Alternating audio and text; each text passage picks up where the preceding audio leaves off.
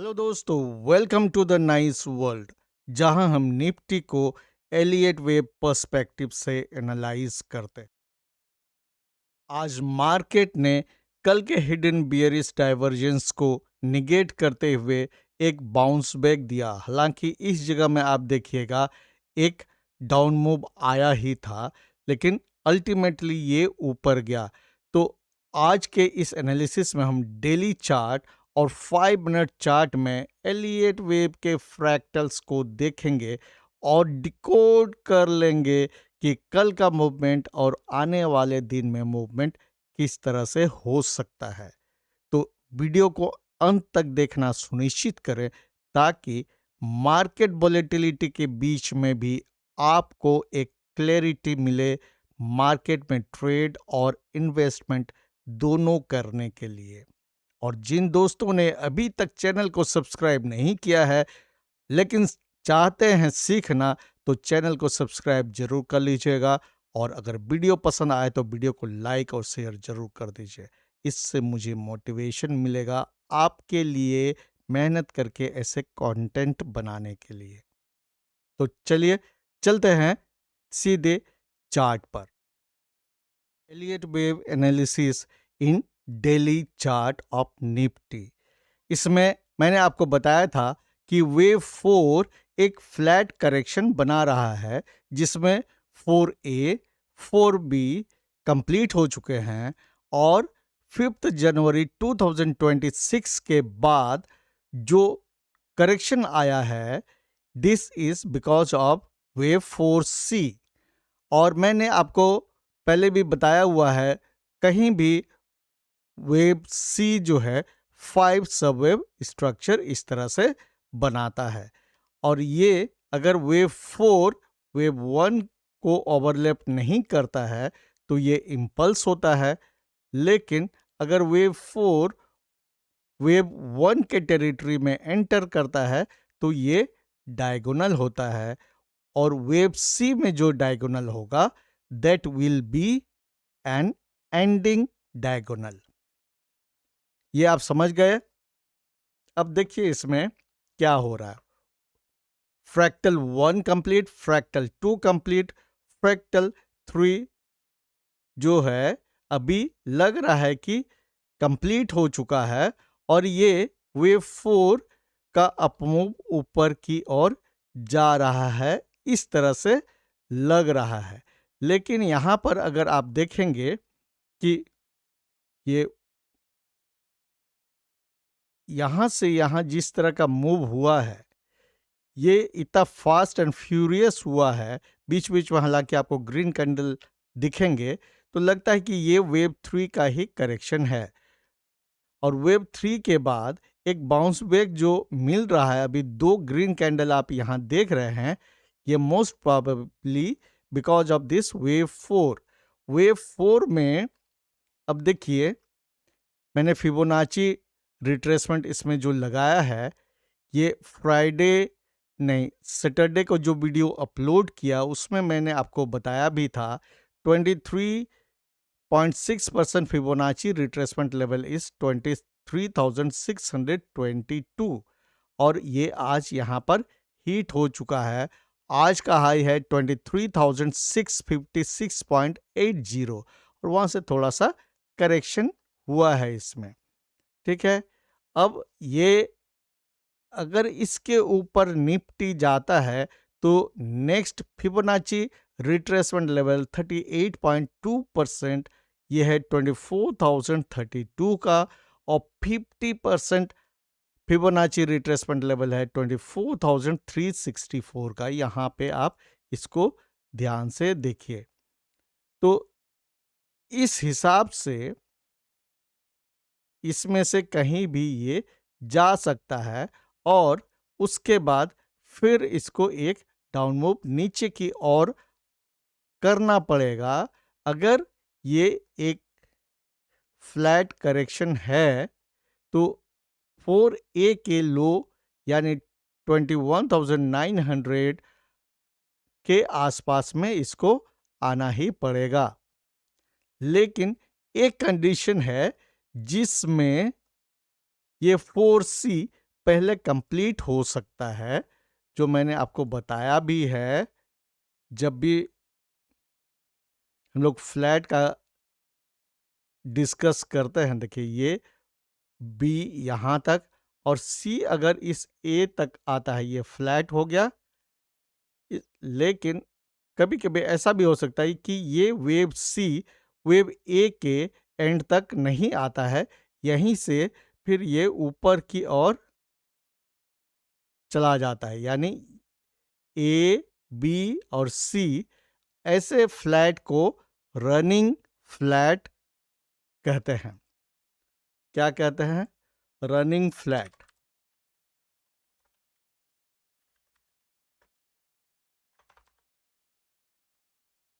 तो गरलापति प्रदीप ने कहा, क्या निफ्टी रनिंग फ्लैट बना सकता है?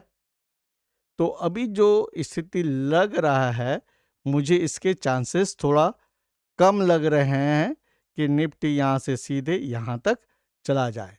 लेकिन इसको ध्यान से सुनिए, लेकिन ये जो लो है, ये इस लेवल में जो कि आपको यहाँ 50% फिबोनाची रिट्रेसमेंट से कोइंसाइड कर रहा है, 24,364।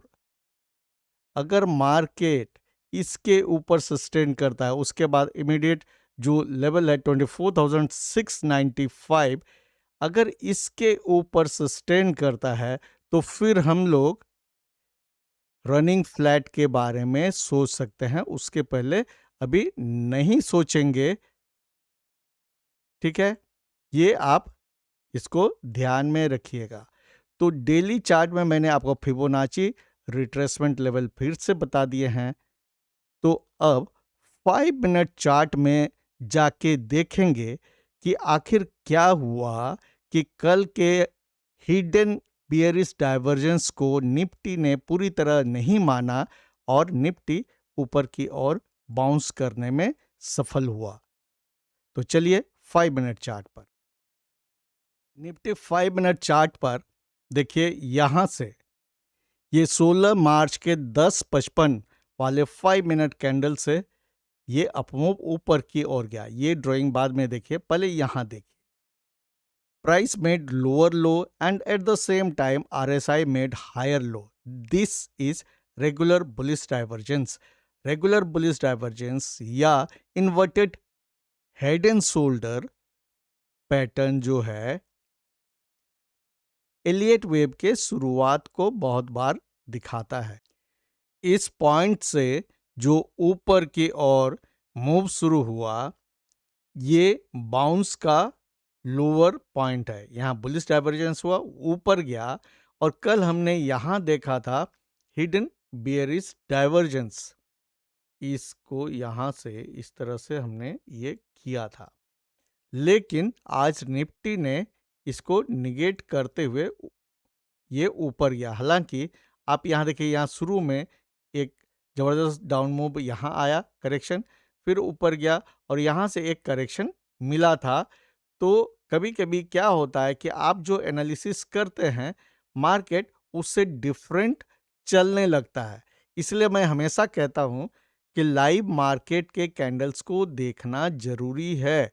और मार्केट में एलियट वेव के साथ साथ divergence are very powerful tool for trading और इन्वेस्टमेंट। यहाँ पे देखिए, मार्केट यहाँ से यहाँ इसने क्या किया, हायर हाई बनाया, एट द सेम टाइम यहाँ पे RSI ने लोअर हाई बनाया। This is regular bearish divergence और ये नीचे करेक्ट हुआ यहाँ तक। ठीक है, और लेकिन यहाँ से फिर ऊपर गया। तो मैं आपको क्या बताना चाहता हूं कि कोई भी डाइवर्जेंस या कोई भी चार्ट पैटर्न तब सक्सेसफुल होता है जब that pattern is supported by Elliott waves. अगर एलियट वेव सपोर्ट नहीं करता है तो पैटर्न फेल्योर का चांसेस हो जाता है। This is my observation over the years. इसलिए एलियट वेव एनालिसिस सीखना जरूरी है। तो यहाँ आपने देखा करेक्शन हुआ, ऊपर गया। तो अभी पहले बात करते हैं कि 5 मिनट चार्ट में, ये यहाँ पे आप डेली चार्ट में यहाँ से जो देख रहे हैं 16 तारीख से जो बाउंस आ रहा है उसके फ्रैक्टल्स को देखते हैं स्मॉलर टाइम फ्रेम यानी 5 मिनट चार्ट में। अब यहाँ से देखिए 1, 2, 3, 4 एंड 5, ये 5 सबवेव बना है। ये 3 में 1, 2, 3, 4, 5 ये स्ट्रक्चर है। फिर ये 4 में देखिए ये हुआ ए, बी और ये सी। ये क्लियर हो गया होगा, ए, बी एंड सी। और इस तरह से ये 5 है। तो वेव 4 है, हमने डेली चार्ट में देखे यहाँ पे लिखे हैं वेव 4। वेव 4 क्या करता है, करेक्टिव वेव है। तो वेव 4 में इस तरह का स्ट्रक्चर बनेगा, ए, बी और सी। इसमें वेव ए में 5 सबवेव स्ट्रक्चर हमें क्लियरली दिख रहे हैं। ठीक है, इसको मैं थोड़ा स्लो कर दे रहा हूं ताकि आपको समझ में आए। 1, 2, 3, 4 और 5, इस तरह से 5 सबवेव स्ट्रक्चर आपको इस ए में देखने को मिला है। ठीक है, अब बी कहीं भी रहे, बी में 3 सबवेव स्ट्रक्चर होता है। इसमें 5 सबवेव स्ट्रक्चर तभी होगा जब वो ट्रायंगल हो। तो ये इस तरह से आपको ये बी के 3 सबवेव स्ट्रक्चर देखने को मिलेंगे। ठीक है, और सी कहीं भी रहे हमेशा 5 सबवेव स्ट्रक्चर होता है। 1, 2, 3, 4, 5 इस तरह बनना है। तो ये आप माइक्रो एनालिसिस समझ गए होंगे। मैं आपको क्या बताना चाह रहा हूँ, ये ए है, ये देखिए ए, इसका बी नीचे की ओर आएगा और सी हमेशा 5 होता है किसी भी जगह में, ये ऊपर की ओर जाएगा। तो इसको आप यहाँ इस फिबोनाची रिट्रेसमेंट लेवल से कोरिलेट कीजिएगा। हो सकता है ये 38.2% फिबोनाची रिट्रेसमेंट लेवल तक जाए या फिर 50% लेवल तक जाए और उसके बाद वो नीचे आए। उतना में ये आपको स्मॉलर टाइम फ्रेम में फ्रैक्टल्स को भी फॉलो करना पड़ेगा। तो यहाँ 5 सबवेव स्ट्रक्चर है, यानी ये एक जिगजैग होगा। वेव 4, ये जो वेव 4 है वो स्मॉलर टाइम फ्रेम में 5 मिनट चार्ट में एक जिगजैग बनाएगा, क्योंकि वेव ए ने 5 सबवेव स्ट्रक्चर बनाया। अगर वेव ए 3 सबवेव स्ट्रक्चर होता तो ये फ्लैट होता। तो 5 सबवेव स्ट्रक्चर है तो जिगजैग बनेगा। तो अगर जिगजैग बनना है तो फिर इसको मैं मिटाता हूं। अब आप लोग समझ गए होंगे। तो यहाँ पे कितना तक करेक्शन होगा उसको जानने के लिए फिबोनाची रिट्रेसमेंट इस तरह से टूल का इस्तेमाल करते हैं या लगाते हैं। ये मैंने लगा दिया है फिबोनाची रिट्रेसमेंट टूल, और ये आपको important Fibonacci retracement levels are 23.6%, इसमें 23,492, 38.2% 23,390, 50% is 23,307, 61.8% is 23,224। तो ये भी आपको सीधे ऐसे करेक्शन नहीं मिलेगा, ये करेक्शन भी आपको कैसे मिलेगा, ऐसे, एक ऐसे होगा और ये ए होगा, फिर बी होगा और फिर सी ऐसे होगा। इसके बाद फिर वेव सी, ये वाला जो वेव सी है ये ऊपर की ओर इस तरह से जाएगा। ये आप समझ गए होंगे। इसलिए इंट्राडे ट्रेडिंग में इतना वॉलेटिलिटी रहता है और परेशानी होता है जब लाइव मार्केट में स्मॉलर टाइम फ्रेम में फ्रैक्टल्स डिवाइड हो रहे होते हैं, वो बहुत डिफिकल्ट हो जाता है। इसी कारण से मैंने the nice world strategy develop किया है, तो उसकी मदद आप ले सकते हैं। अभी ये है probability chart analysis, Elliott wave analysis, इस तरह से मार्केट मूव को बता रहा है कि पॉसिबल है इस तरह से होना। इसमें देखिए, अगर ये जो आज का हाई है 23,656.80, ये ऊपर की ओर अगर ब्रेक होता है तो इसका मतलब है कि हमने जो इतना एनालिसिस किया है उसको हमें फिर से करना पड़ेगा। 23,000 23,656 ये है लेवल, इसके ऊपर नहीं जाना चाहिए, नीचे आना चाहिए। और मैं आपको बता दूं, अभी मैं ट्रेड नहीं कर रहा हूं, मैं सिर्फ अपने दोस्तों के लिए और जो सीखना चाहते हैं उनके लिए ये कर रहा हूं। अगर आपको लगता है कि मेरे मेहनत के लिए मुझे लाइक मिलना चाहिए तो लाइक जरूर कीजिएगा। यहाँ पर एक चीज और बताता हूं आपको, यहाँ से यहाँ भी आपको रेगुलर बियरिश डाइवर्जेंस दिखेगा। यहाँ से देखिए, ये यहाँ से प्राइस ने हायर हाई बनाया और आरएसआई ने लोअर हाई बनाया, तो इसके बाद एक करेक्शन, और जो कि एलियट वेव से सपोर्टेड है। तो मुझे लगता है ये करेक्शन होगा, लेकिन अगर गैप डाउन हो जाएगा, इधर खुलेगा, तो आपको ट्रेड करने के लिए बहुत कुछ बचेगा नहीं, फिर बाउंस होगा, यहाँ स्टॉप लॉस हिट होगा। तो इसीलिए इसको देखना पड़ेगा, और ऐसे करेक्शन वाले जगह में डायरेक्शनल ट्रेड करना थोड़ा मुश्किल होता है।